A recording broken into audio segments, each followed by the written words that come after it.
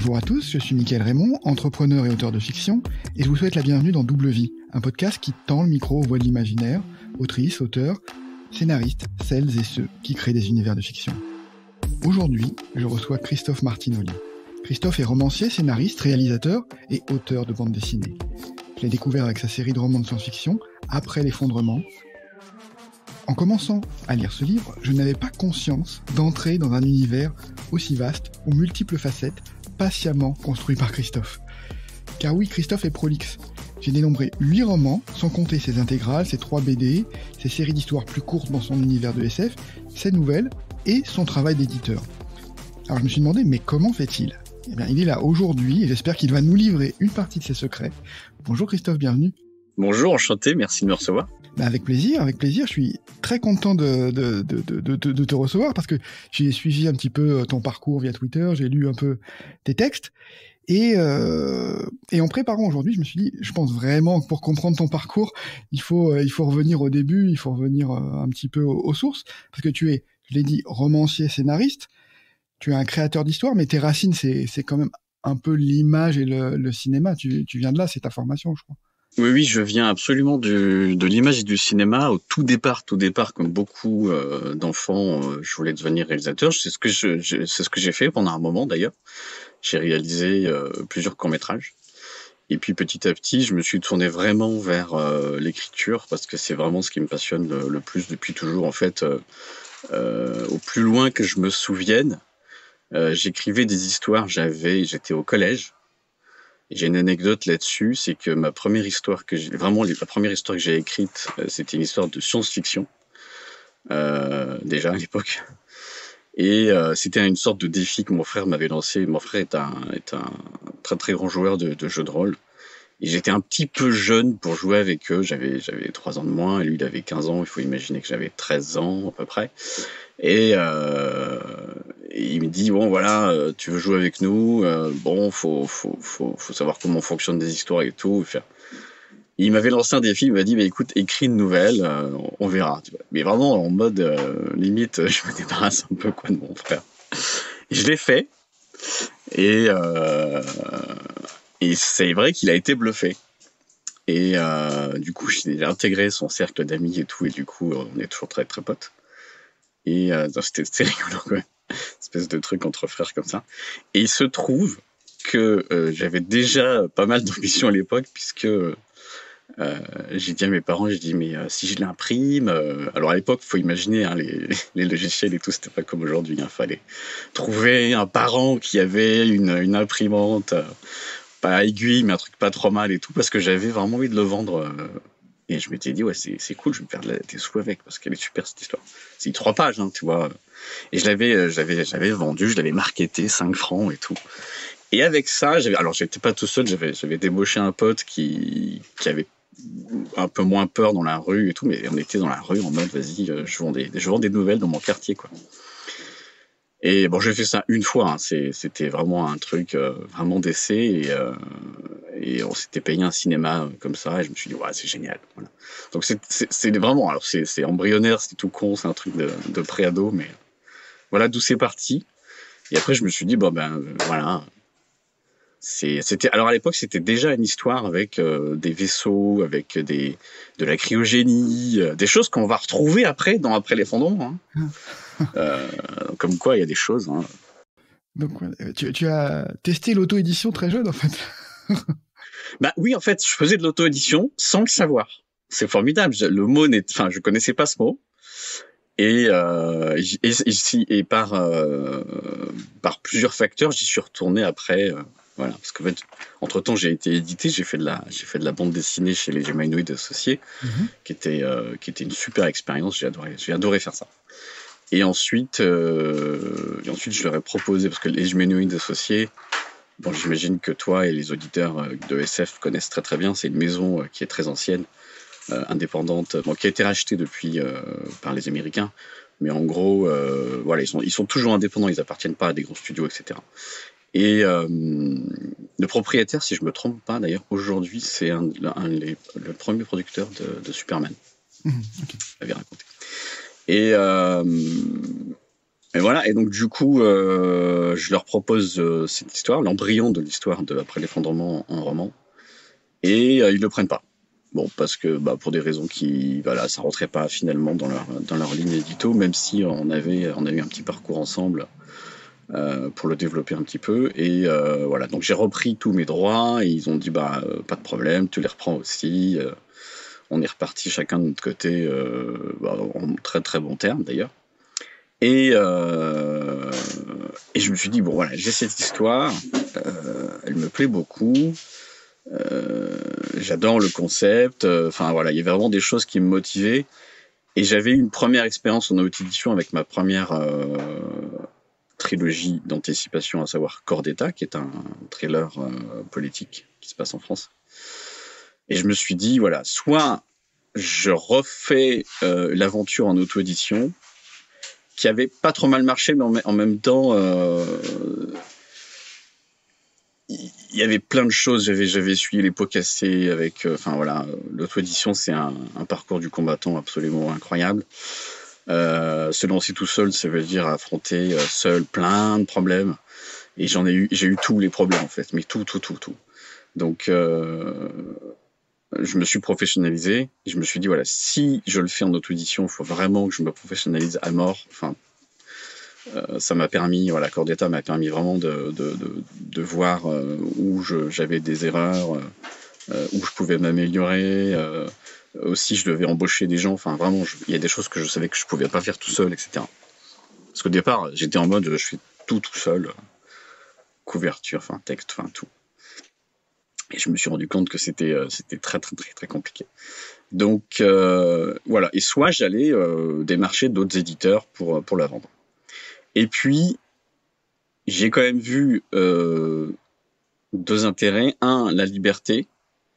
Parce que même s'ils sont très gentils et très sérieux aux humains et aux associés, le boulot des éditeurs, c'est de dire tu fais ci, tu fais ça. Puis il y a des choses qui me plaisaient de moins en moins, etc. Donc finalement, je me suis dit bon voilà, en fait, en même temps, je peux faire moi-même l'édition. Voilà. En termes de liberté, c'est quand même plus c'est plus vaste, enfin voilà. Alors après, ça veut dire aussi que du coup, tu as, enfin, les choses mauvaises aussi, elles passent. Enfin, si tu as pas le recul sur ta propre histoire, c'est les lecteurs qui font le rôle de comité éditorial quasiment. Donc en fait, du coup, Mais là, aux humanoïdes, t'avais fait Corps d'État, donc ça c'est plutôt du format roman. Et ensuite, tu avais fait l'effondrement, qui était plutôt après l'effondrement, qui était plutôt un scénario de BD à l'origine, c'est ça? Oui, à la base, c'était plutôt un scénario de BD. Et après, donc, tu as décidé, tu t'es posé la question, est-ce que je vais vers la BD ou est-ce que j'en fais un roman Donc ça veut dire qu'il fallait repasser par la novélisation, parce qu'en fait, c'était pensé comme un scénario. Un scénario de BD, en fait, c'est comme un scénario de série ou de film. Ça s'écrit exactement de la même manière. Bon, il y a des petites choses évidemment, qui diffèrent, mais jusqu'à un certain point, jusqu'à l'étape avant le storyboard, c'est exactement la même chose. C'est strictement sans saut la même chose. Donc, quand on pense une histoire en scénario, évidemment, ton cerveau se met en mode scénario, donc il y a un tas de choses qu'en roman tu peux pas faire. Okay. Le roman te permet d'aller un petit peu plus loin sur beaucoup de choses. C'est pour ça qu'effectivement, alors c'est un avantage et c'est un inconvénient dans Après l'effondrement. Je sais qu'il y a des gens qui adorent et d'autres qui détestent. Ça, je peux le comprendre. Il y a finalement, il y a vraiment la prime à l'action. Puisqu'un scénario, c'est d'abord de l'action et uniquement de l'action, d'ailleurs. Et assez peu de didascalie. Les didascalies, c'est tout ce qui est le texte explicatif, la mise en contexte, etc. J'en fais, parce que j'adore ça. Je fais plutôt de la mise en contexte géopolitique pour comprendre les enjeux sociaux et politiques, comment on en est arrivé là, etc. Je le fais. Mais je sais que dans les romans habituellement de science-fiction, ces parties-là sont beaucoup plus longues. On est beaucoup plus dans la tête du personnage, etc. Voilà. Donc, c'est des choix que j'ai fait, je les assume. Je sais que ça plaît pas à tout le monde. Et paradoxalement, d'ailleurs, ça plaît aussi beaucoup à des gens qui lisent peu. Je dis ça parce que en toute, sans mépris, sans rien du tout, c'est juste que je pense que j'ai touché un autre public que habituellement le public de science-fiction qui est très actif en France. Donc voilà, c'est pour ça que je peux dérouter certains et plaire à d'autres. Voilà, je suis entre deux mondes, mais j'ai toujours été comme ça, tout le temps. En fait, j'aime bien les choses hybrides. Je suis un touche à tout, donc voilà. Oui, j'ai vu dans ton parcours, c'est impressionnant. Et je me posais la question après l'effondrement.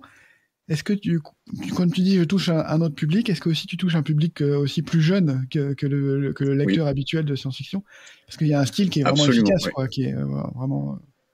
Je touche les primo-lecteurs, je sais pas si ça se dit, parce je dis parce que je le dis en toute honnêteté, parce que j'ai eu des commentaires ou des gens qui me l'ont dit, qui m'ont dit ouais, je lis pas beaucoup, je lis un livre dans l'année. Et c'est comme c'est un truc qui est assez court, qui se lit assez vite, il y a des chapitres, voilà, ça se lit dans le métro, voilà. Enfin moi j'aime bien les choses comme ça, parce que je suis moi-même pas un très très gros lecteur. Les livres que je lis le plus souvent, c'est plutôt de la sociologie, de la politique, finalement assez peu de romans de fiction. Et quand j'en lis, c'est des choses assez courtes en général. Enfin, les trucs trop longs, c'est pas que ça me fait chier, c'est juste que j'ai pas le temps et voilà, ça m'intéresse un peu moins. Et donc, et les jeunes aussi, et ça je peux le dire aussi, puisque je suis partenaire Pass Culture depuis 1 an et demi, ça se passe très bien avec eux. Okay. Et je vends en direct sur l'application. C'est une application gouvernementale. Pour ceux qui ne connaissent pas, à 18 ans, vous avez une cagnotte offerte par le gouvernement. C'est un truc dingue, c'est génial. Moi, j'ai trouvé ça génial dès le début. Salué d'ailleurs par Stephen King, par un tweet qui avait félicité le président sur cette idée-là. Alors, je suis pas d'accord avec tout ce qu'il a fait, mais en tout cas, ça, c'est très très bien.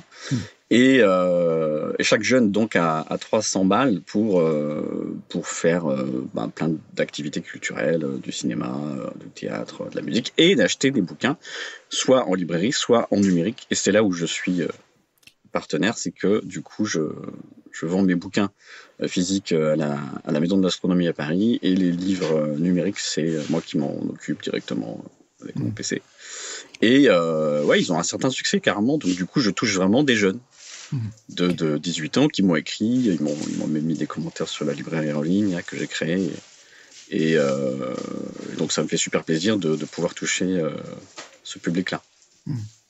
Ok, c'est bien joué aussi, parce que ça te permet d'avoir un relais de diffusion sur ton. C'est un relais de diffusion. Voilà, moi j'essaie d'être multiplateforme. Voilà, j'essaie d'être hybride dans ce que je crée, et j'essaie aussi d'être multiplateforme. C'est-à-dire que je comprends très bien, parce que j'en connais, je fais partie d'un petit club des auteurs indépendants, et donc on a tous plein d'univers différents, et on a tous plein de façons de prendre l'auto-édition, et je sais qu'il y a une autrice, même plusieurs chez nous, qui ne sont que sur Amazon. Ils ont l'exclusivité et tout. Moi, je trouve, voilà, ça leur apporte suffisamment de retours positifs, d'argent, voilà, ils sont sur une seule plateforme. Moi, je suis pas trop là-dedans. J'aime bien pas appartenir forcément qu'à une boîte, parce que dans ma tête, l'auto-édition que sur Amazon, c'est un peu comme si tu étais édité. Enfin, je sais pas, côté. Édité chez Amazon. Je quitte pas. Enfin, voilà. Sinon, je fais la démarche, voilà, d'aller voir un éditeur. Enfin, j'ai l'impression, du coup, si je suis que sur Amazon, d'avoir que les inconvénients de l'auto-édition. C'est bizarre, hein. Donc voilà, j'aime bien pas être que chez eux, et profiter de leurs outils qui sont absolument formidables. Tout ce qui est impression papier, c'est chez eux. Parce que je trouve que vraiment la qualité est vraiment top, quoi. Elle est vraiment au rendez-vous, c'est totalement abordable en termes de tarifs. Enfin, c'est ces exemplaires-là dont je me sers quand je vends du physique, y compris sur ma librairie en ligne. Okay. Et tout ce qui est numérique, en revanche, je n'ai pas d'exclusivité chez eux. J'en ai eu, mais je n'en ai plus. Et puis les seuls qui restent, je vais pas les renouveler. simplement parce qu'effectivement, je veux privilégier la diversité, la multiplication des plateformes, parce que je sais aussi qu'il y a des gens qui détestent Amazon à tort ou à raison. Enfin, je juge pas. Chacun ses raisons. Il y en a certains qui veulent acheter que sur Kobo parce qu'ils ont une liseuse Kobo. Il y a d'autres pour des raisons politiques qui n'y vont pas, ou d'autres parce que, ils n'ont pas de compte. Enfin bon, bref. Donc du coup, il y a possibilité maintenant en France d'avoir plusieurs plateformes. Donc je suis sur Amazon, Kobo, Nextory depuis peu. Là, j'ai signé un contrat avec eux. Ils sont très bien. Et c'est par abonnement. C'est un groupe français. Et Pass Culture et Google Livre. Okay. Donc voilà, c'est partout. Toujours en auto-édition, puisque ça fonctionne exactement pareil comme sur KDP. Mais voilà, du coup, je préfère être disponible partout. Malheureusement, je suis aussi sur certains sites pirates, alors j'essaie de les dézinguer le plus possible.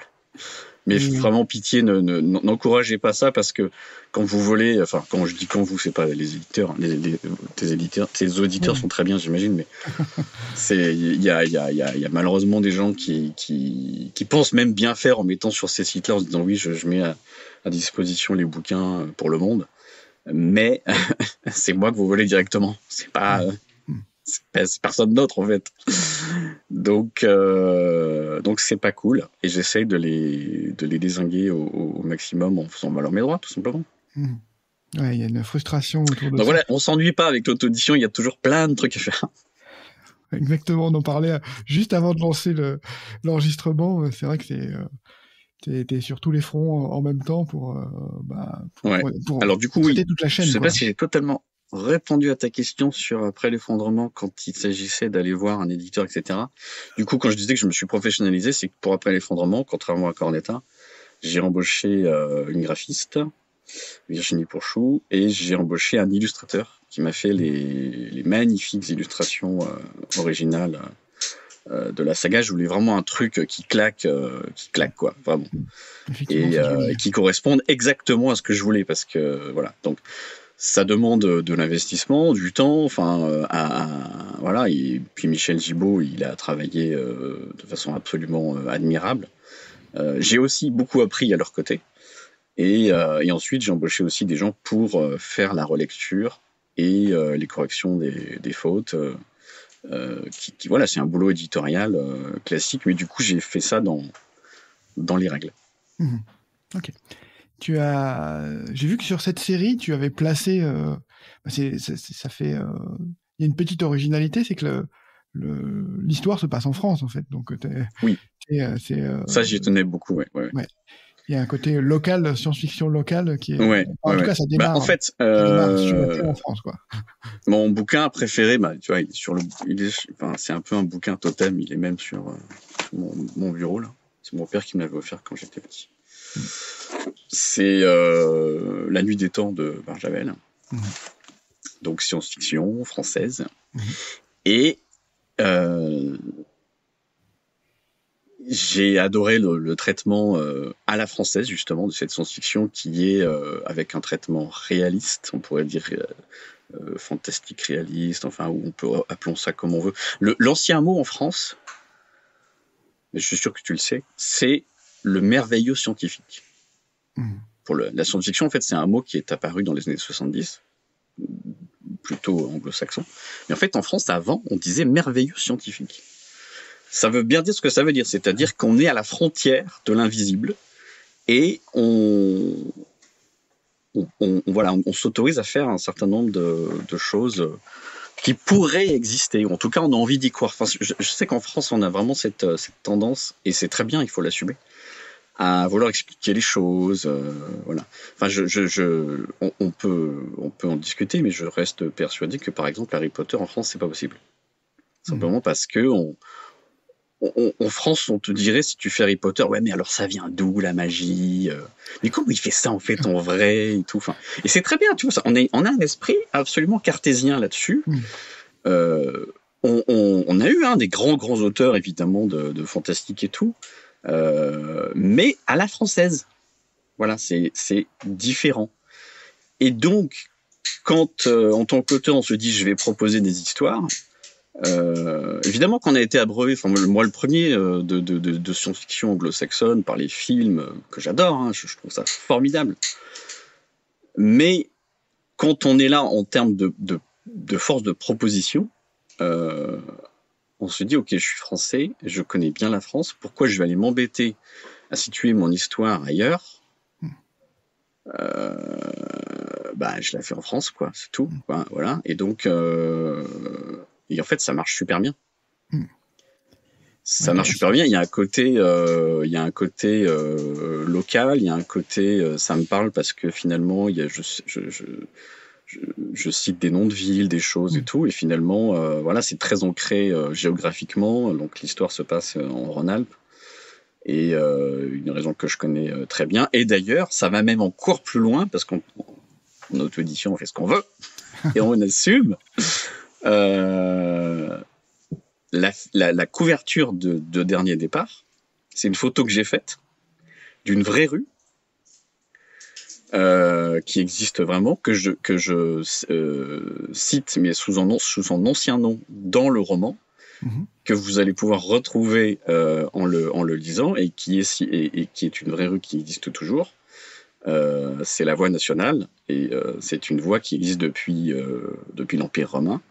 Vous allez comprendre pourquoi dans le roman, et voilà, et c'est celle qu'on voit sur la couverture.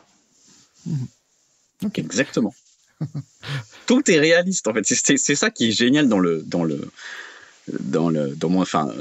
je trouve vraiment enthousiasmante, c'est qu'il y a très très très très peu de choses qui n'existent pas. Alors il y a une chose évidemment, enfin il y en a plusieurs bien sûr, mais il y a une chose qui est très caractéristique d'après l'effondrement, c'est le graviton.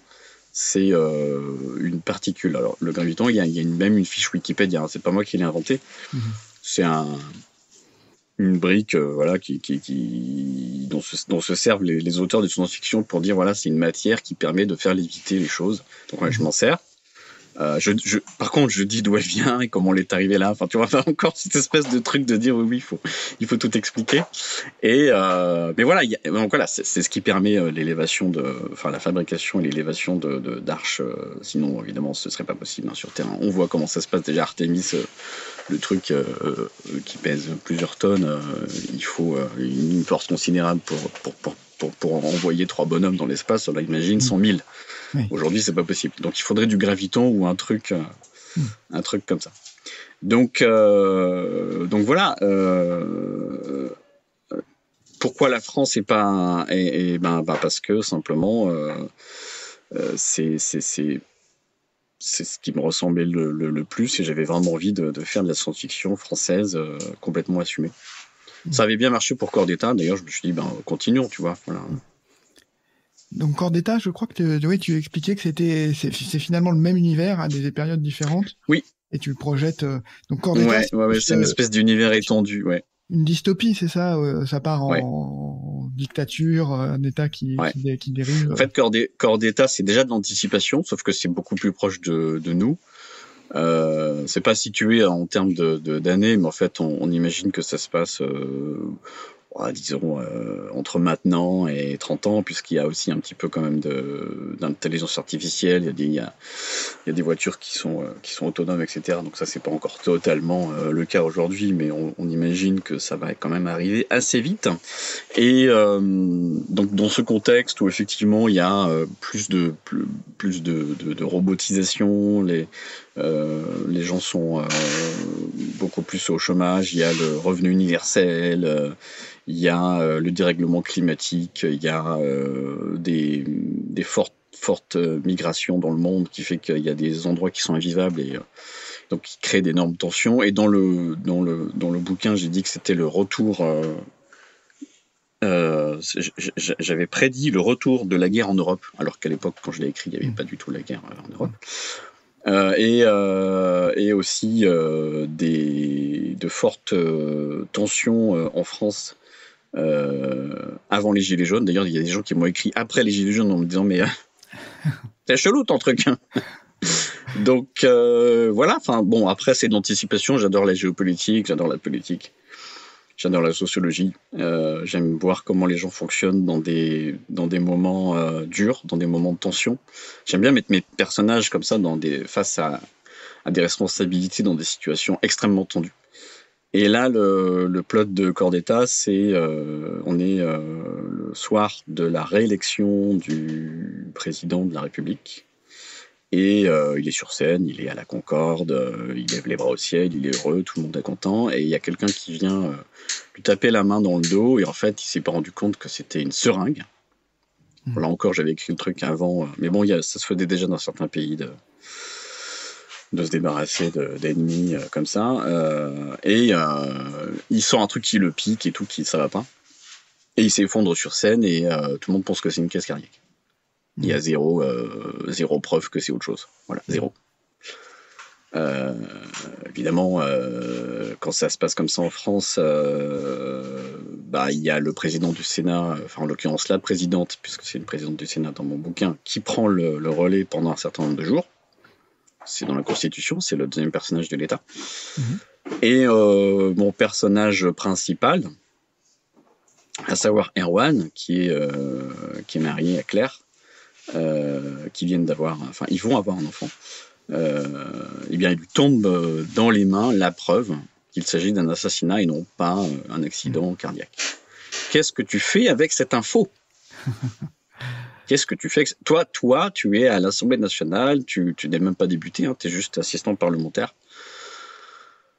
T'as beaucoup d'ambition, certes, mais pas plus que ça. Enfin, tu vois, tu t'intéresses à la politique, mais tu veux pas devenir un politique.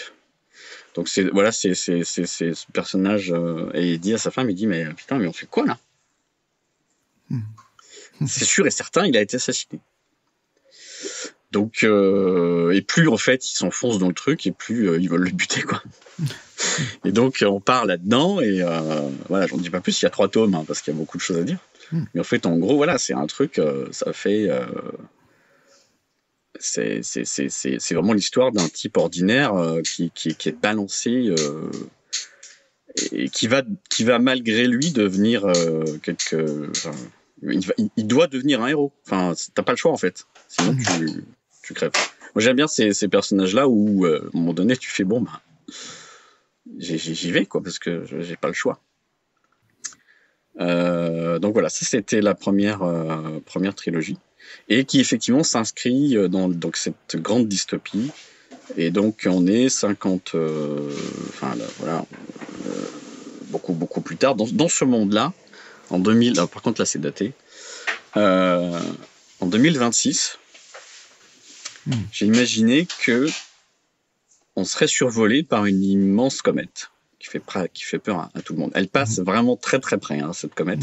Je me suis inspiré d'une vraie comète qui va vraiment passer en 2026, mais pas aussi près que dans mon bouquin. Donc là, c'est la trilogie après l'effondrement. Tu peux vérifier, ça s'appelle Apophis. C'est un gros caillou qui traverse l'espace, qui va nous faire un petit peu peur en 2026. Voilà. Bon. C'est un tueur de planètes, killer planet en anglais. Et bon, moi j'ai imaginé une comète, parce qu'une comète, en plus il y a une chevelure et tout, c'est hyper beau. Et donc elle passe vraiment très près, tellement près que non seulement il y a des gens qui ont peur déjà qu'elle tombe, un peu comme du coup dans beaucoup de films américains où on voit une comète 3 jours avant, on l'avait pas vue, qu'est-ce qu'on fait, on veut pas anticiper, etc. et tout. Du coup c'est rigolo parce que heureusement que je l'ai pas fait parce que c'est l'histoire du film Greenland qui est sorti après mon bouquin, précise quand même, mais heureusement que je l'ai pas fait du coup parce que sinon c'est trop la même chose. Et eux ils ont 3 jours, ils ont 3 jours pour rejoindre des blocos, des cavernes, des machins. Alors c'est hyper tendu, mais ils ont que 3 jours. Moi dans mon bouquin, on fait de la science-fiction française, donc on prend les choses un peu différemment. Donc cette comète passe dans le ciel en 2026, elle fait peur à tout le monde. On pense qu'elle va tomber, et puis il y a des gens qui pensent qu'elle va pas tomber. Bon là on est un peu dans l'univers et tout. Là je sens tes auditeurs dire ah oui ça fait un peu Don't Look Up. Alors Don't Look Up pareil, c'est sorti après, je précise.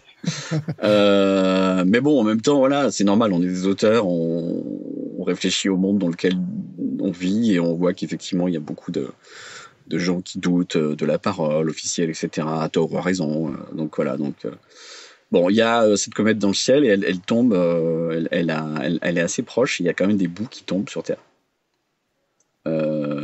Ces bouts qui tombent provoquent quand même des petits dégâts assez importants. Et surtout, ils dissèment un peu sur la planète un nouvel alliage qui s'appelle le graviton. Donc en même temps, ça fait peur à tout le monde. En même temps, c'est waouh, putain, c'est un super cadeau du ciel. Ce truc qu'on pensait qu'il n'existait pas, en fait, ça existe. Et en gros, on peut faire léviter des choses très très très très lourdes, puisque c'est un truc qui fait d'antigravité. Ok, bon. Et puis la comète, elle s'en va. Puis tout le monde fait ah, c'est génial, ouf, on a failli crever, etc. Alors qu'en vrai, on est dans notre monde, tu vois. Enfin, on va crever de toute façon. Je refais pas le scénario. Là, pour le coup, c'est dans le monde réel. On sait très bien que ça va être très très compliqué dans les années qui viennent. Donc c'est déjà l'effondrement en fait, en cours. C'est juste que ce truc nous réveille en fait. Ah oui, c'est vrai. Ouais, c'est vrai qu'on est une espèce fragile. La preuve, on est obligé de s'habiller pour sortir. Les animaux n'ont pas besoin. Enfin, voilà. On est une espèce fragile. La civilisation, c'est fragile. Et plus la civilisation est complexe, et plus elle est fragile. C'est voilà. Les civilisations les plus résilientes sont les plus simples. Donc voilà tout ça. Et puis elle s'en va, cette comète. Puis il y a quand même des scientifiques qui disent en fait ça sent pas très bon qu'elle soit passée si près de la planète parce qu'elle est passée dans ce qu'on appelle un trou de serrure gravitationnelle. Alors ce truc existe vraiment. C'est utilisé par la NASA, l'ESA et tous les lanceurs pour pouvoir envoyer très très loin des sondes. C'est qu'en fait elles rebondissent sur les planètes comme ça, tac tac, elles prennent de la comme une sorte de boomerang là comme ça. Hop, elles prennent de la vitesse et de la distance. Et sauf que là, en fait, elles passent si près de la Terre que ça dévie sa trajectoire. Et on est sûr et certain que 75 ans plus tard, c'est beaucoup et peu beaucoup, elle va revenir frapper la Terre à une date précise.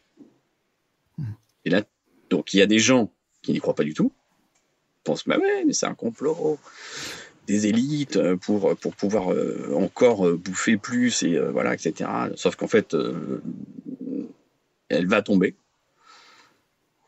L'humanité a donc 75 ans, pas plus, pour se préparer à cet impact qui est de l'ordre de l'impact des dinosaures. Hein. Je ne fais pas dans la demi-mesure. Hein. Ça va tout péter. L'humanité a donc pas beaucoup de choix et je rappelle qu'ils ont ce graviton pour pouvoir s'extraire de la gravité et s'extraire en masse, pas juste 3 bonhommes dans l'espace.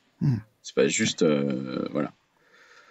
Sauf que l'humanité va pouvoir partir, voilà, elle aura peut-être une chance d'être sauvée, mais pas tous les humains. Donc se pose la question de savoir qui part. Donc là, c'est toute l'introduction qu'il y a dans Dernier Départ, le premier bouquin, que je développe après ensuite. Hein, c'est pas un digeste au début, c'est juste je place un peu les éléments. Et on en arrive à 75 ans, donc je disais c'est beaucoup et pas beaucoup en même temps. C'est en gros, grosso modo, 3 générations. Donc en fait, en gros, tu as grand-père, les parents et les jeunes. Et mon histoire commence, pour le coup, avec un time lock, parce que quand même, on est dans une histoire c'est un survival, donc faut quand même que ça déboîte un peu. On est effectivement à 3 jours de l'impact. Mais ça fait 75 ans qu'on se prépare. Okay. Et on a Alice. Alice, c'est une jeune fille qui a une famille. Elle a une grande sœur qui est fiancée avec un soldat de la cité dans laquelle elle vit. Ses parents sont des notables de cette cité. Le père est un des pilotes de l'Arche immense qui occupe tout l'espace, quasiment tout l'espace de cette cité depuis qu'elle est toute petite et qui fait de la taille de la Tour Eiffel. Et depuis toute petite, elle sait qu'elle va monter dedans à un moment donné pour partir définitivement. Elle a été entraînée pour ça.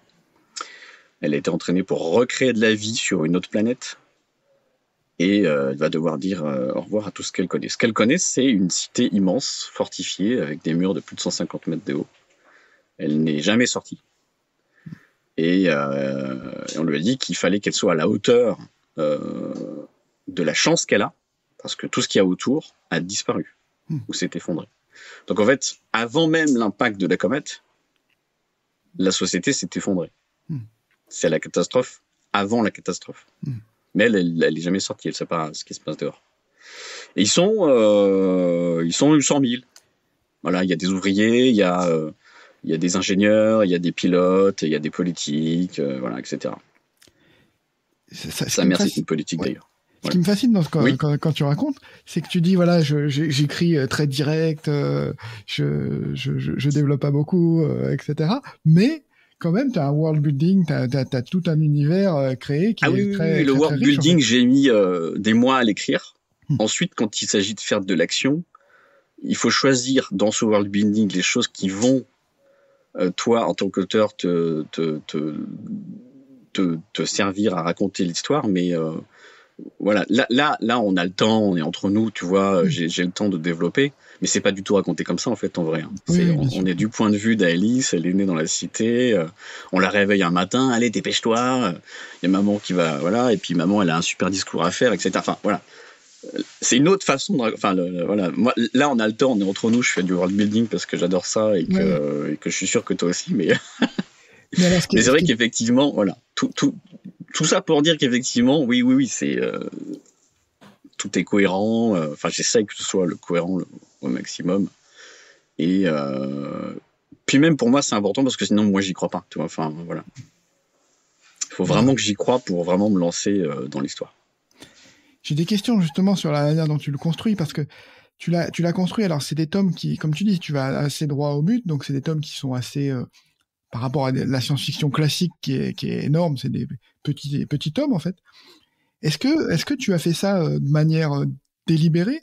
Parce qu'il on va avoir 3 tomes plus des histoires que tu vas rajouter, un préquel et puis une série. On va y revenir après, Tigrid, que tu lances dans le même univers. En fait, ce qui fait le cœur d'après l'effondrement, c'est donc ces 3 tomes. Tu as Dernier départ, Magonia et Fin des temps, qui sont des bouquins qui font à peu près 130 pages, à peu près, voilà.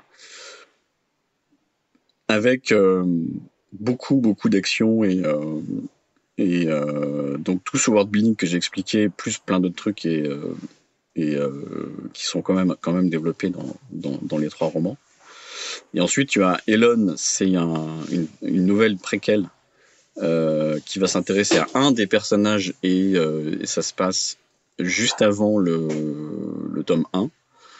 Et tu as Tigrid qui est donc le premier épisode est sorti, qui est une nouvelle série.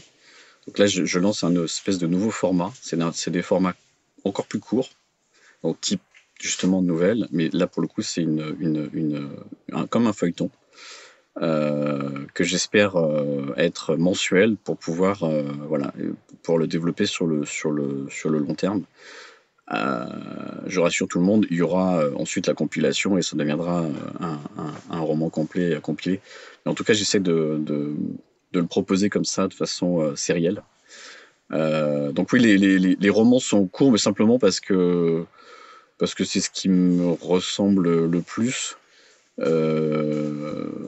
Je privilégie, mais ça c'est mon cerveau qui est comme ça, je privilégie toujours l'action sur le reste. Donc effectivement, J'imagine. Voilà, je sais que je peux décevoir, hein, ça c'est sûr. Non, mais en fait, ce qui m'a intéressé, c'est pour ça que je te parle aujourd'hui, c'est parce que j'ai comme une impression, une intuition que c'est une matière aussi d'exploiter l'auto-édition, parce que l'auto-édition, voilà, quand tu rentres dans l'édition, tu dois donner une matière conséquente à l'éditeur qui va devoir l'imprimer. Il y a une chaîne, tu mets en branle une chaîne. Et souvent, on demande à des auteurs de faire plus alors que c'est pas besoin. Enfin, je vois pas pourquoi en auto-édition.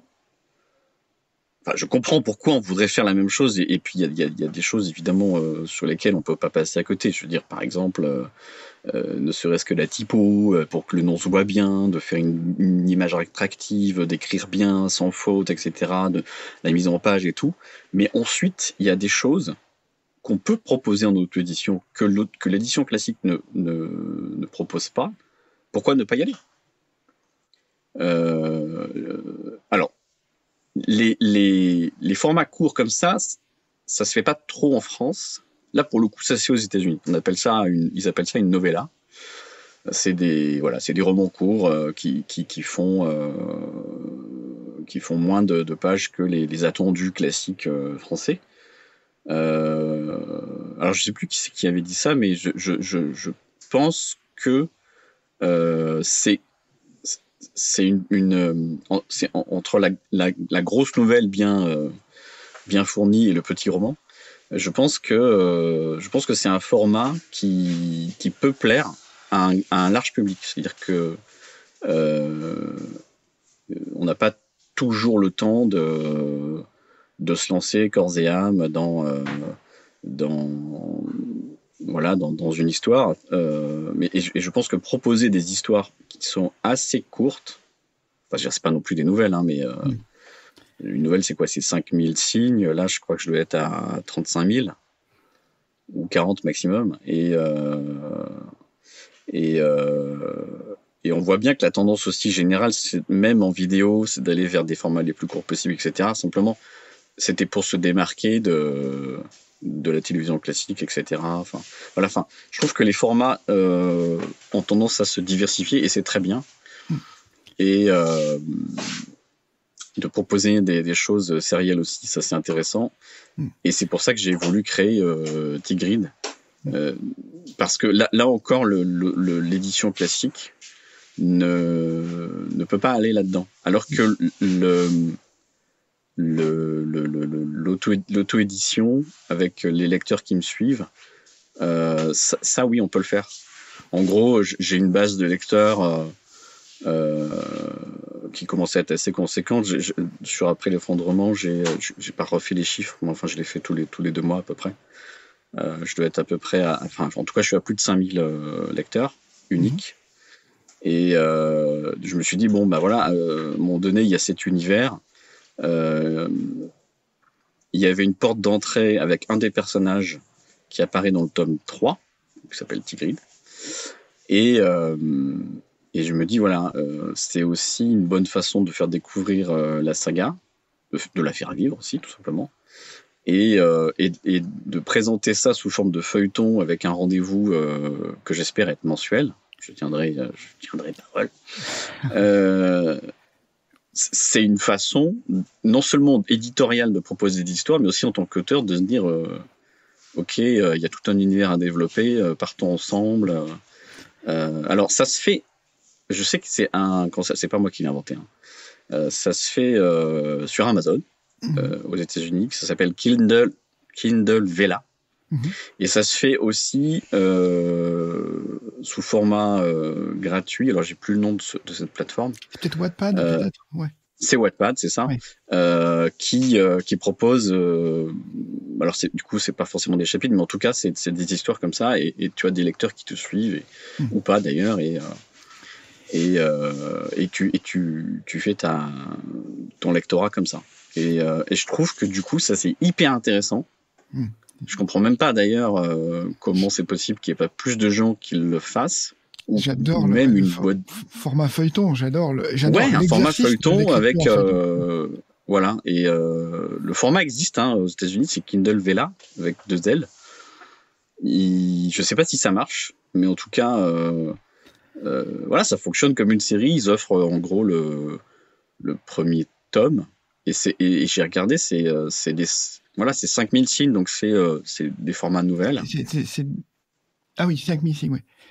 Parce Ouais, que sinon, toi, je pense que tu parlais en mots, non, peut-être tout à l'heure. 40 000 mots, peut-être, non, parce que 110 pages. Ouais, c'est ça, ça fait 20 pages et il y a 5000 mots. Donc c'est ça, c'est en mots. Oui, c'est en mots. Donc voilà, et donc ça c'est des choses qui sont ça correspond à peu près à. Moi je fais des chapitres courts aussi, pareil. Mais il y a 5-6 chapitres, quoi. Il y a 1000 mots par chapitre. Et voilà, donc ça se lit en 2-3 fois, ou même une fois si tu lis vite, voilà, dans le métro, dans le bus, et hop, on a envie de savoir la suite. Il y a une façon d'écrire, il y a des cliffhangers, des machins, tu vois, ça je sais faire. Et donc voilà, c'est un test que je fais, j'espère que ce sera suivi. Ouais, mais alors, question importante, parce que tu disais, c'est une porte d'entrée dans l'univers. On peut lire Tigrid avant de lire Après l'effondrement. Oui. Ça implique ça, oui. ok. Oui. Et Elon aussi, d'ailleurs. Elon peut se lire avant ou après, et Tigrid aussi, et il n'y a pas de souci là-dessus. Ça apporte un éclairage pour ceux qui l'ont lu. Du coup, ils se disent « Ah, d'accord, et tout, ce personnage que j'ai aimé dans le 3, ou que j'ai détesté, j'en sais rien. » Du coup, ils voient comment elle en est arrivée là. En gros, ce que je trouvais intéressant, c'est que c'est un miroir de Aélis. Aélis, elle est née donc dans cette cité fortifiée, et elle veut en sortir, puisqu'elle dit à ses parents moi je pars pas avec vous. Vous allez sur Magonia, la nouvelle planète, mais moi j'ai des compétences, j'ai appris à refaire surgir la vie sur Magonia, alors pourquoi je le ferai pas sur Terre? Il y aura forcément des survivants, il y aura des poches de survivants. Donc elle part, elle quitte définitivement cette cité. Et Tigrid, elle est née de l'autre côté, en Bretagne, et elle voit ça de très très très loin. Même dans son village à elle, il y a des gens qui doutent qu'il y a vraiment une comète qui va les frapper. Ils doutent qu'il y a vraiment des ultra riches qui se sont réunis loin, parce que tout s'est effondré. Enfin, il n'y a plus d'internet, il n'y a plus rien. Donc les informations, elles sont difficilement accessibles. Et va se rendre compte que à cause d'elle, ses parents n'ont pas pu intégrer la cité. Voilà. Ok. C'est intéressant parce que pour parler un peu de cinéma, tu sais, avant le cinéma, c'était quand on disait téléfilm, on disait c'était un gros mot, c'était mal vu. Un gros mot. Le cinéma, c'était l'endroit où il y avait la création. Aujourd'hui, ça s'est un peu inversé. On voit que complètement, oui. Les séries sont là où finalement il y a la profondeur, parce qu'on peut à coup d'épisodes de 50 minutes, on peut développer des personnages très en profondeur. Je pense la masterclass Breaking Bad, par exemple, fait ça, développe plusieurs arcs de personnages même sur. Et ils ont même fait des préquels dessus, qui sont des séries entières aussi. Donc. Exactement. Donc j'ai l'impression, je me demande s'il n'y a pas quand même une opportunité aussi pour les auteurs. Voilà, ça marque pas une espèce de transition aussi vers l'auto-édition et vers la capacité à gérer ce format et à creuser finalement sur des épisodes courts, mais des épisodes qui vont s'étaler sur le long terme. Sur le long terme. Alors le côté feuilletonnant, c'est vrai que ça nous est revenu, nous, en tant que, parce qu'on est jeunes, ça nous est revenu en gros l'âge d'or des séries. Bon, ça a toujours existé, les séries bien sûr, mais en gros l'âge d'or, et puis on a commencé à les regarder un peu différemment quand il y a eu Lost, qui est passé donc fin des années 90. Mais en fait, en vrai, quand tu fais un peu d'histoire du cinéma, ma formation à la base est universitaire, donc désolé de faire un peu de. Mais c'est vrai qu'à la base, l'histoire du feuilleton, c'est français, cocorico. Les histoires feuilletonnantes qu'on trouvait dans les journaux, avec des cliffhangers et tout, ça se faisait déjà en France, sous forme littéraire. On trouvait déjà cette forme-là où, pour acheter le journal du dimanche, pour avoir la suite de son histoire, on demandait à des auteurs comme Alexandre Dumas, par exemple, de faire exactement ce que pourrait être fait aujourd'hui en numérique, tu vois, par exemple. C'est-à-dire que de créer des rendez-vous hebdomadaires, mensuels, trimestriels, enfin comme on veut.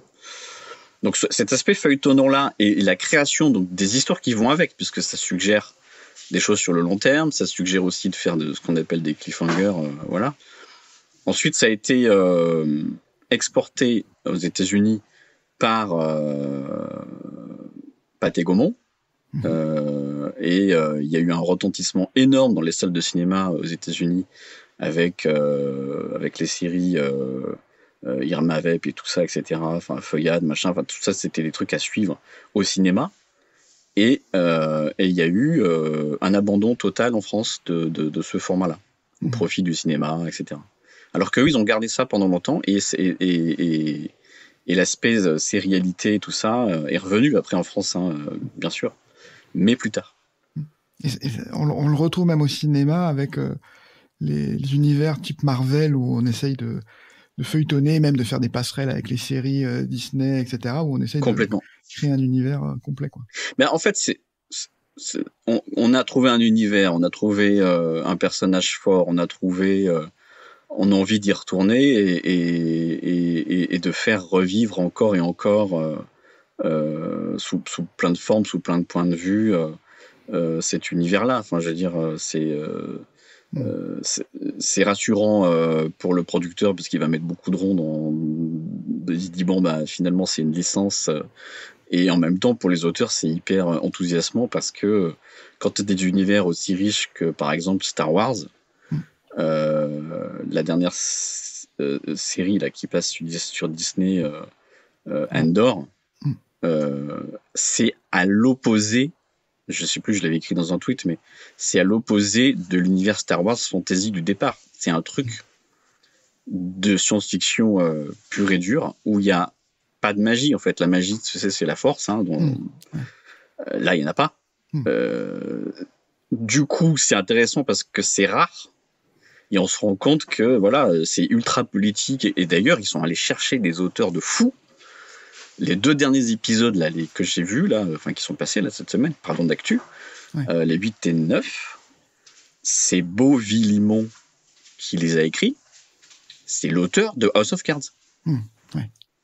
Tu vois, il y a des ponts possibles entre un gars qui écrit House of Cards, un thriller politique d'anticipation, et de la science-fiction. Mais Arne, tu vois, enfin... c'est-à-dire une science-fiction d'anticipation. Enfin, il y a la science-fiction, tu sais, t'as plusieurs courants. Hein. T'as la science-fiction fantasy et la science-fiction plus réaliste. Là, Star Wars, je m'attendais pas à ce traitement-là. Et c'est hyper intéressant. Voilà. Et donc du coup, on a envie de découvrir les coulisses de l'Empire, comment la rébellion est née, comment il peut y avoir des ponts avec certains sénateurs qui se sont rebellés. Enfin, moi je trouve je trouve cette série absolument formidable. Elle est hyper enthousiasmante. Okay. Est-ce que je me pose la question du coup, parce que c'est ta formation, c'est le cinéma, le scénario, voilà, c'est là où c'est tes racines.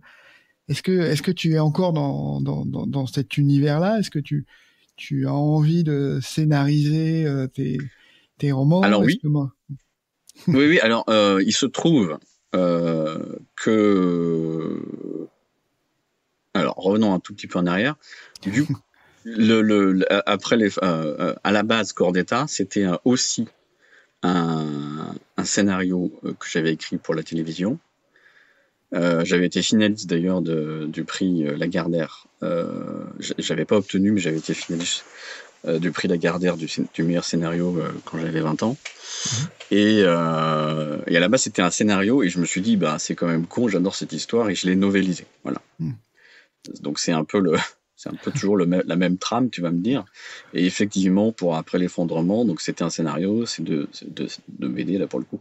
Et puis c'est devenu un roman, une saga de romans. Et cette saga de romans, ensuite, j'ai vendu les droits audiovisuels Parce qu'il y a un producteur qui est fan de science-fiction. J'en ai trouvé un en France qui s'appelle Julien Devolf. Il est PDG de GMT, c'est le groupe Media One. Et il a lu, il a trouvé ça génial. Et il me fait j'achète et tout. Et là, j'ai fait ouais, c'est cool, j'ai tous les droits. Ça aussi, c'est un avantage quand tu fais de l'auto-édition. Ouais. Alors, précision, quand tu es édité, tu partages les droits avec ton éditeur. Voilà. Donc, en gros, ça dépend de tes contrats. Enfin, en gros, c'est 50-50. Donc là, non, j'avais 100%. Donc, j'étais éditeur et auteur. Et donc, on signe ces contrats-là. Et bon, après, en France, faire de la science-fiction, c'est compliqué. C'est très très très très compliqué. Mais du coup, on y a cru pendant longtemps. Mais je désespère pas de le faire un jour, hein, vraiment, tu vois. Donc, c'était peut-être une question de timing, etc. Peut-être que l'adapter Dernier Départ, c'était trop ambitieux et qu'il faut trouver un autre angle. Donc, je reste persuadé que c'est un univers qui est franco-français qui peut vraiment être intéressant à adapter. Mais en tout cas, oui, c'est une des possibilités futures. Ok. Il y a une question que je me posais aussi parce que tu as eu un prix Les Petits Mots des libraires pour le tome 2, je crois, oui, pour Magonia. Ouais. Comment en tant qu'auto-édité, comment tu as cette passerelle, cette relation avec les libraires pour avoir un prix dans une émanation du travail de librairie? En fait, pour avoir ce prix, il faut être vendu en librairie. Et donc, en tant qu'auto-éditeur, je suis mon propre distributeur. Sauf pour les versions poche. Parce qu'en fait, il y a plusieurs versions de mes romans. Et pour les versions poche, j'ai signé un contrat avec Bookelis. Et Bookelis a un contrat avec Hachette. Ce qui me permet d'être en librairie comme n'importe quel auteur édité. Et il se trouve qu'il y a des librairies qui ont, suite à parce que le tome 1 a quand même fait un petit peu de bruit, j'ai même eu un article dans le Progrès, et donc ils ont acheté la suite, et donc ils ont posté des messages quand parce que les petits mots des libraires, c'est les petits mots qui sont mis sur les ouvrages, en disant oui, coup de cœur, etc. Et donc, comme il y avait un libraire qui l'a fait, en fait, les petits mots des libraires, ça fonctionne comme ça. Dès que tu mets, donc c'est une nouveauté, et dès qu'il y a un libraire qui met un petit mot, tu es automatiquement dans la sélection. Okay. Et ensuite, faut faire appel à ta communauté. Et puis, ça, c'est par un système de vote. Voilà. Donc, du coup, j'ai eu la chance d'avoir eu le prix découverte. Ok, bravo. Mais donc, tu vois, du coup, auto-édition, ça veut aussi dire éditeur et distributeur. Alors, pour les versions brochées et reliées, les libraires m'appellent directement. Et puis, on fait comme ça des factures directement. Et puis, pour les versions poche, je m'occupe de rien. Donc, voilà, c'est Hachette qui fait. Ok. J'ai une question sur quelqu'un qui semble un de tes comparses, parce que quand j'ai regardé ton parcours, tu as une personne qui revient tout le temps, avec qui tu travailles tout le temps. C'est Thomas Martinetti. Oui, Thomas, j'ai l'impression que tu collabores beaucoup avec lui, y compris depuis l'époque où tu faisais encore des courts-métrages, oui. Lui, c'est mon BD avec lui, mon compagnon, mon comparse, mon ami, mon partenaire. Voilà, on n'est pas mariés artistiquement, mais presque. Donc là, on travaille ensemble depuis 15 ans. Et on a commencé à travailler. Alors, c'est lui, le premier, qui m'a dit alors, Christophe, je sais que tu veux faire du cinéma, parce qu'on s'était rencontrés sur un projet de long métrage que j'avais. Mais en fait, je pense que l'avenir, c'est la télé. Et il avait raison. Voilà. Et là, il me fait voir, il me dit, ah, mais attends, il faut que tu vois un truc, tu vas voir. Je lui dis, quoi, la télé et tout. Enfin, bon, à l'époque, j'étais en mode, comme plein de gens d'ailleurs, hein, ouais, bon, la télé, quoi. Moi, je veux du grand écran. Et il me fait voir le pilote de Lost. Et là, je prends la claque, mais ouais, de ma vie, quoi. Enfin, en termes de, je vois, waouh, putain, il y a des moyens, c'est hyper bien filmé, puis en même temps, c'est un télé. C'est un format télé. Waouh. Et du coup, cliffhanger, enfin, tout la totale, quoi. Enfin, une autre façon, voilà, de créer des histoires. Donc, du coup, on s'est mis à se dire, voilà, finalement, peut-être que notre place, elle est plus à la télé qu'au cinéma. Et donc, lui est devenu, on va dire, plutôt producteur. C'est son truc, hein, organiser, gérer, il fait de la régie, il budgète et tout. Et puis moi, je suis plutôt tendance à être un peu derrière la caméra ou à l'écriture. Et donc, on s'est lancé comme ça dans un autre niveau pour créer des courts-métrages. Et on en a fait 10 ensemble. Donc certains, j'en ai réalisé, je les ai écrits. Après, on a fait appel à des réalisateurs, des réalisatrices aussi, pour faire une série qui s'appelle Femmes tout court, sur les droits des femmes. Et lui avait décidé d'être producteur exécutif, de prendre en charge tout ça, d'aller chercher des financements, tout ça. Et en fait, on a fait à notre petit niveau, tout petit niveau, on a fait finalement ce que font les entreprises d'aujourd'hui quand ils se lancent dans la production de séries, c'est-à-dire faire du casting de réalisateurs, de chef-op, mais tout ça sur des histoires que j'avais écrites ou que j'avais coécrites avec lui. Okay. Donc en fait, le terme de showrunner est apparu après, mais en fait, à deux, c'est un petit peu ce qu'on a fait, en fait. À notre niveau, bien sûr, hein, de toute façon, tout à fait modeste. Et puis parallèlement, on a fait un peu de télé aussi, d'ailleurs on en fait toujours, enfin... c'est un parcours du combattant parce que on a des histoires qui sont pas faciles à vendre, mais on a travaillé ensemble sur une série qui s'appelle Déjà Vu, qui était passée sur France Télé, qui était hyper intéressante à faire, qui était écrite par Éric Vera et David Payot. C'était l'histoire d'une fille qui, en se concentrant, avait le pouvoir de retourner dans le passé. Donc nous, en tant que grands fans de Retour le futur, on a dit ouais, carrément, on avait une chance de pouvoir écrire des épisodes, donc on l'a fait. Elle n'a pas de machine, hein, c'est juste son corps, elle se concentre, et puis voilà. En général, ça bouscule pas mal de trucs, mais mine de rien, dans le scénario, ça veut dire aussi qu'il faut écrire plusieurs versions, enfin c'est une petite gymnastique sympa.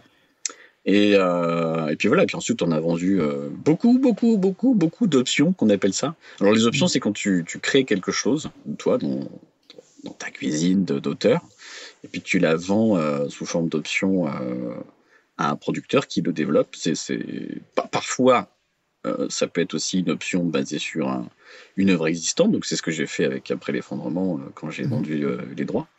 Et ensuite, ça part chez ce qu'on appelle les diffuseurs. Donc les diffuseurs, il y a les diffuseurs historiques et classiques qui sont les chaînes de télé dites linéaires. En gros, c'est le hertzien. Et maintenant, tu as les plateformes, donc Amazon, Disney, Netflix, etc. Et ensuite, si elles acceptent de se lancer, tu signes ce qu'on appelle une convention d'écriture. Donc nous, sur nos projets perso, on n'a encore jamais signé de convention d'écriture, mais ça reste très rare. Mais par contre, on a signé beaucoup d'options. Donc voilà, en même temps, c'est normal, hein, il y a beaucoup d'appelés, peu d'élus. On ne désespère pas un jour que ça se passe, bien sûr. Okay. Et donc avec Thomas, on continue notre route ensemble. Je pense qu'on va la continuer encore longtemps. Il m'a aidé aussi à développer Après l'effondrement sur certains aspects des personnages notamment. C'est un lecteur, un très bon lecteur et un très bon correcteur. Et on n'hésite pas entre nous, même quand on ne coécrit pas officiellement, à se dire tout ce qui ne va pas en toute honnêteté. on le prend jamais mal parce que c'est comme ça. Voilà. Justement, tu avais parlé des humanoïdes associés tout à l'heure. Vous avez donc après l'effondrement ne s'est pas fait avec eux, mais vous avez fait Seul Survivant ensemble. Oui, on a écrit Seul Survivant ensemble. Alors, Seul Survivant, c'est une sacrée aventure. C'était un projet qui avait été écrit et qui était en option chez eux, mais qui n'était pas développé comme ils voulaient. C'était une idée originale de Stéphane Louis. Stéphane Louis, il avait eu cette idée géniale de dire en gros, tu as un personnage à qui il arrive une catastrophe personnelle horrible, tout le monde meurt autour de lui, et en fait, on se rend compte que c'est lui le problème, puisqu'il va créer, il va générer ensuite une autre catastrophe qui va faire qu'il va toujours y avoir un seul survivant. Donc on se demande si c'est une malédiction ou voilà. Cette idée que je trouve géniale et qui propose une dynamique qui peut être hyper intéressante en termes de survival et à l'écriture, qui ressemble un peu, mais le traitement est complètement différent à Destination Finale, tu vois, ce genre de truc où c'est un peu jouissif à voir, aussi bien qu'à écrire. C'était pas développé. Et il fallait débloquer tout ça. Et en fait, on a été embauché par les Humano pour faire ce qu'on appelle du script doctoring. Donc il y a des auteurs dont c'est le métier de relire des passages et ou même de le réécrire entièrement et de dire en fait voilà, là ça va pas, on peut le faire comme ci, comme ça. Et avec Thomas, on a proposé non pas une mais 3 histoires en disant en fait là, c'est cette façon-là qu'il faut raconter. Ils ont été hyper enthousiasmés, ils étaient waouh et tout. Et donc on a signé 3 contrats d'un coup. Et voilà, on entre dans le grand monde qui était à l'époque totalement inconnu de la bande dessinée, en leur disant mais attendez, on n'en a jamais écrit. Ah non, mais vous avez écrit des séries TV, il n'y a pas de souci, c'est pareil. Ah bon, ok. Donc, et donc c'est le grand Bruno Le Signe qui est donc un des directeurs éditoriaux des Humano, qui est aussi d'ailleurs scénariste de télévision. Et Bruno Le Signe, il a un parcours aussi très très riche, puisqu'il est non seulement directeur des Humano en direction éditoriale, et donc il est aussi scénariste, et lui qui a écrit toute la série Cassandre, par exemple, qui passe actuellement sur France 3. Donc voilà. Donc c'est quelqu'un avec qui on peut discuter, on parle le même langage, etc. Et donc il nous disait non, voilà, en gros en bande dessinée, les garçons, c'est ce que je disais tout à l'heure, jusqu'à l'étape avant le storyboard, c'est exactement la même chose. Le synopsis, les scènes, les séquenciers, tout ça c'est pareil. Avec évidemment à l'esprit qu'il ne faut pas être trop long parce que on était dans un standard. Pareil, en édition de bande dessinée, il y a plusieurs standards. Mais en gros, nous, c'était le standard qu'on appelle franco-belge. Donc, c'est la grande BD cartonnée que tout le monde connaît. Voilà. Après, tu as d'autres standards qui sont plus comme les mangas, par exemple. Mais donc nous on avait quoi? On avait entre 48 et 52 pages et il nous dit premier rendez-vous, quand on en sera au stade de la mise en image, puisque les cases ça s'écrit avant de se dessiner, vous ferez bien gaffe à mettre une action par image, vous ferez bien gaffe au fait que par exemple toutes les pages impaires sont à droite. C'est important. Parce qu'en fait, il y a un rapport physique avec la bande dessinée. Quand tu tournes les pages. Là, pour le coup, c'est pas adaptable. Enfin, nous, tel qu'on l'a écrit, c'est pas adaptable, ou très peu, avec le numérique. C'est-à-dire qu'en fait, il y a un rapport physique. C'est-à-dire que tu tournes la page, et la dernière case à droite, sur la page impaire, c'est du cliff. Tu vois. Et surtout, tu ne peux pas, enfin si tu peux faire ce que tu veux, mais en fait en gros si tu le fais c'est perturbant. il faut qu'il y ait une unité de temps et de lieu. Tu peux pas changer d'unité de temps et de lieu sur une page comme ça en claquant des doigts. Et hop, quand tu tournes la page, en général, ensuite, en gros, tu as une grande découverte sur une nouvelle unité de temps. Donc, tu peux mettre quelques heures plus tard ou 3 mois plus tard, et puis tu mets une grande case comme ça qui présente. Donc voilà, il y a des choses comme ça à savoir. Mais après, une fois que tu les sais, c'est ton boulot de mettre ce qu'il faut dedans. Bon, au début, on mettait plusieurs actions par case, genre il fume une clope, il boit un verre et puis il parle. Non, en fait, tu peux pas. Ça, c'est du dessin. Le dessinateur, il va falloir choisir là. Donc sinon c'est trois cases et là tu peux pas. Donc il faut choisir. Non, c'est hyper sympa d'écrire de la BD. Vraiment, c'est voilà. Bah ouais, et puis le principe est super bien parce que comme tu disais, on connaît la fin, on sait c'est dans le titre, il y a un seul survivant. Oui. Donc il y a un seul survivant. Ouais. Le qui, comment et pourquoi. Et oui, et comment. Ouais. et alors le pourquoi, on l'a un peu développé dans le 3 justement. Voilà. Mais c'est surtout comment. J'ai lu les 2 premiers. Ce qui est intéressant, c'est de savoir. Mais attends, il va y avoir un seul survivant à la fin. Et il faut écrire le truc sans que ce soit tiré par les cheveux ou trop facile, tu vois. Enfin, voilà. Ouais. Mais il y a un côté inéluctable. C'est là où c'est un peu comme dans La Mort, dans Destination Finale. Il y a un côté inéluctable. Tu te dis, non, mais attends, ah oui, il va vraiment le faire. Ah oui, ça se passe vraiment comme ça. Et en fait, il faut trouver à chaque fois les raisons valables qui font qu'il y a un enchaînement de situations pour arriver à il y a un survivant à la fin. Bel exercice. Ouais, c'est un exercice. Bon, après, c'est un exercice hyper. C'est jouissif, quoi, d'écrire un truc comme ça. Et j'allais oublier le principal. Quand on te dit, par exemple, pour la série qu'on avait écrit pour France Télé, là, il y avait un budget qui était important. Enfin, je crois qu'ils étaient à 100 000 par épisode. C'était des 26 minutes. Là, en BD, on s'est dit, attends, on s'en fout, on fait ce qu'on veut, puisque c'est des dessins. Donc, en tant que scénariste français, t'es là, tu te dis, ouais, on va faire cracher un avion. Allez, let's go.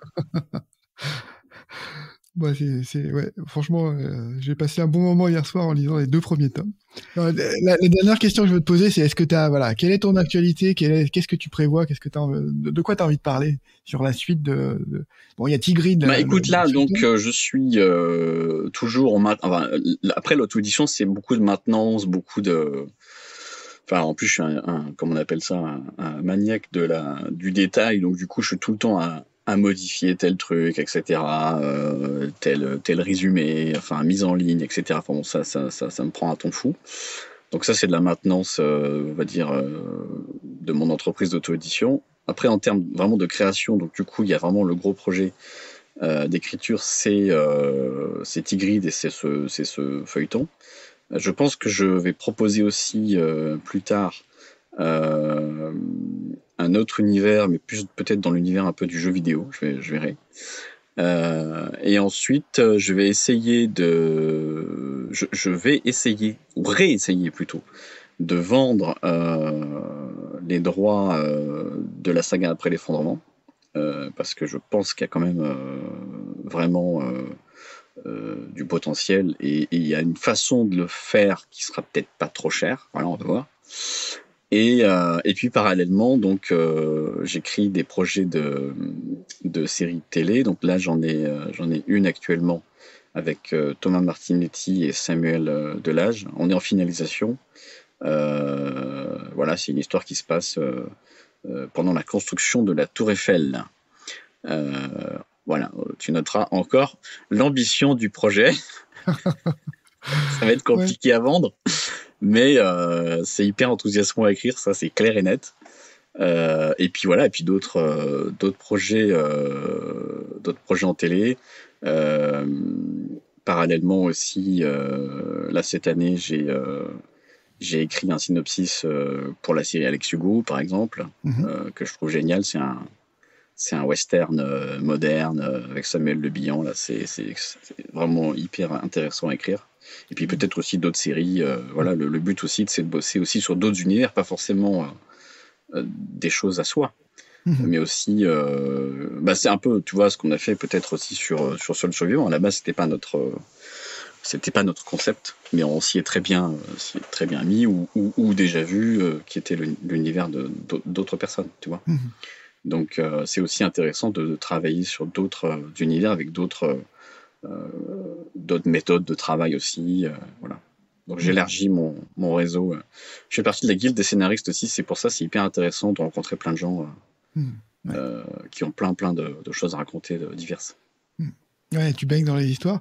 Merci, hein, c'était une interview foisonnante. On a vu tout le scope de tes compétences, donc c'était passionnant.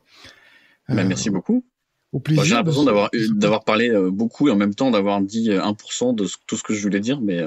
Ouais, on fera ça. Mais non, mais on en fera d'autres si tu veux. Avec plaisir. Donc voilà, au plaisir, et puis je te dis au revoir, et puis à une prochaine fois.